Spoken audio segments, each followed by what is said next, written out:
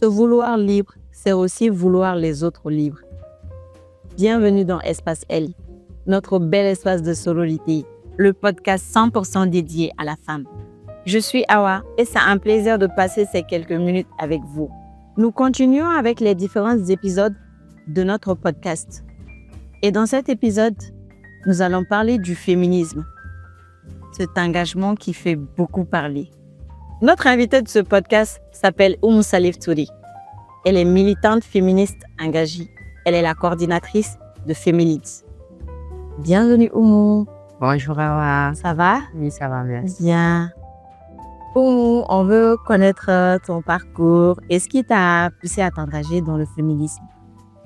Alors, merci beaucoup de m'avoir invité déjà. Je souhaite beaucoup de courage et beaucoup de bonnes vibes à Espace L.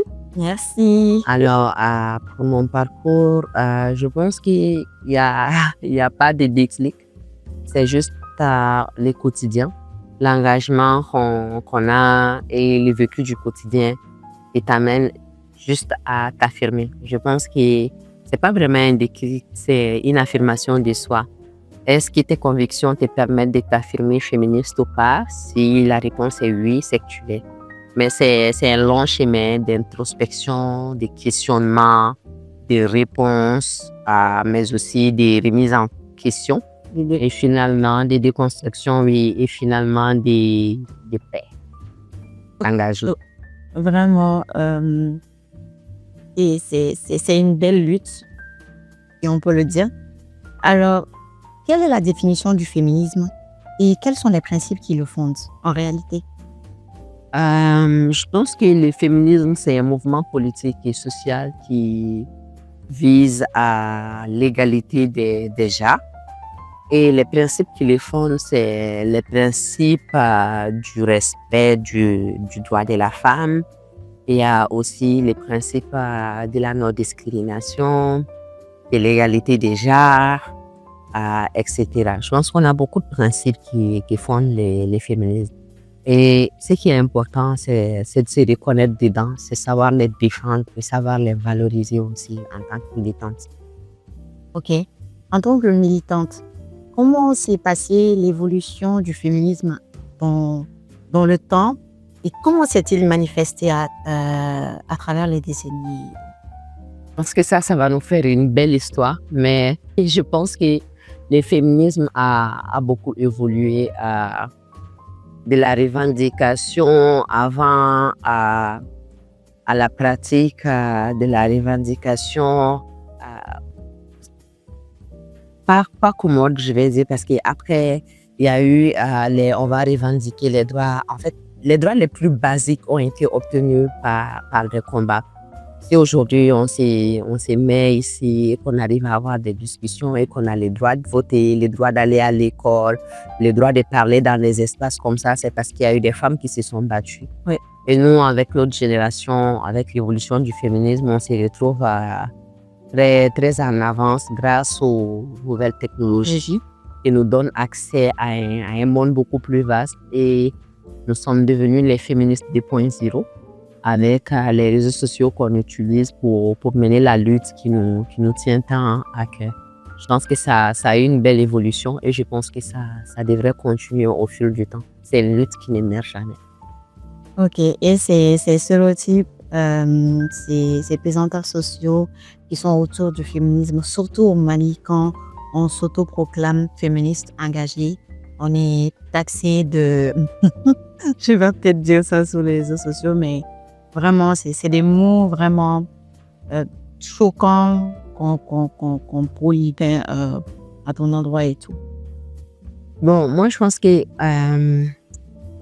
mon engagement est arrivé à un niveau où je ne ressens plus le besoin, je ne suis pas déjà choquée. Donc, tu es en déconstruction totale, quoi. Non, déjà, je ne suis pas choquée et je pense que mon engagement est arrivé à un niveau où je ne ressens plus le besoin d'expliquer aux gens pourquoi je suis devenue féministe. C'est surtout ça. Je me sens tellement bien dans ce que je fais.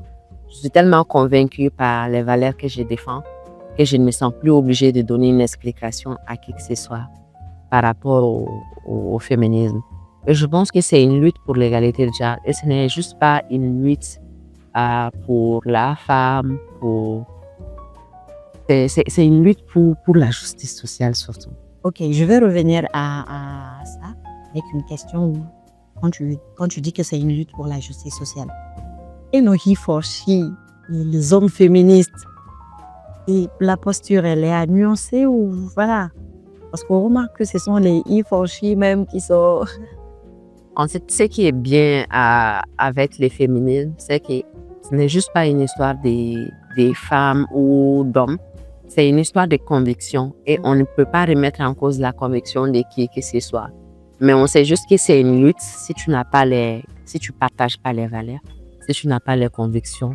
Tu as juste une journée pour résister parce que c'est pas juste un combat que tu vas mener, que tu vas gagner un jour. Il te faut des années, il te faut du courage, il te faut tes valeurs, il te faut tes convictions pour continuer de foncer. Moi, je ne vais pas remettre en cause les hommes qui disent qu'ils sont féministes. Ils sont les bienvenus, sans envahir nos espaces, bien sûr. Mais je dis juste que la lutte pour la justice sociale est une lutte pour tout et pour toutes. Si on a un coup de main, sans envahir nos espaces, on les prend. Mais encore une fois, c'est une lutte de conviction. Donc, on ne va pas interpeller quelqu'un pour une conviction parce que ce n'est pas vérifiable malheureusement. On entend beaucoup de choses et on juge aux actes. Pour moi, en tant que militante féministe, alors quels sont les défis auxquels les femmes sont confrontées dans cette lutte? Je pense qu'en tant que militante, il y a beaucoup de défis. Il y a déjà les questions d'engagement qui sont parfois remises en cause par les systèmes patriarcaux malheureusement. On se retrouve dans les situations où on remet tout en cause, ton engagement, ta crédibilité, tout est remis en cause, donc c'est difficile. Il y a également le harcèlement qui est subi derrière ce travail-là et ce n'est juste pas en ligne, même sur le terrain. Le travail qu'on fait est extrêmement dangereux. Donc, ce que j'ai dit à mes soeurs déjà, c'est pour mener ta lutte, il faut déjà te sentir en sécurité. Et l'autre chose aussi par rapport aux défis, c'est comment on essaye de changer la donne dans une société assez conservatrice comme le Mali. Donc moi, je pense qu'on essaye de surmonter ces défis chaque jour et on y arrivera. Comment le féminisme arrive-t-il à s'intégrer dans les politiques de nos pays, surtout africaines et maliennes? Bon, je pense qu'en termes de politique féministe, il y a beaucoup de choses qui doivent être encore faites. Ce n'est juste pas au niveau du continent africain ou du continent ou du Mali. Je pense qu'en matière de féminisme, il y a beaucoup de choses à faire et ça partout dans le monde. Les droits des femmes sont remis en cause partout dans le monde. Et par rapport à une politique féministe, je pense qu'on n'en est pas encore là au niveau du Mali. On n'en est pas encore vraiment là. Je pense qu'il y a beaucoup de progrès qui ont été faits. Il y a des lois qui ont été votées qu'on n'arrive pas encore à respecter. Donc, on devrait revoir un peu toute la politique autour des questions d'égalité des arts au Mali. Je pense que ce serait très important pour les renouveaux, pour le Mali, pour s'intéresser à ces sujets aussi. Très pertinent.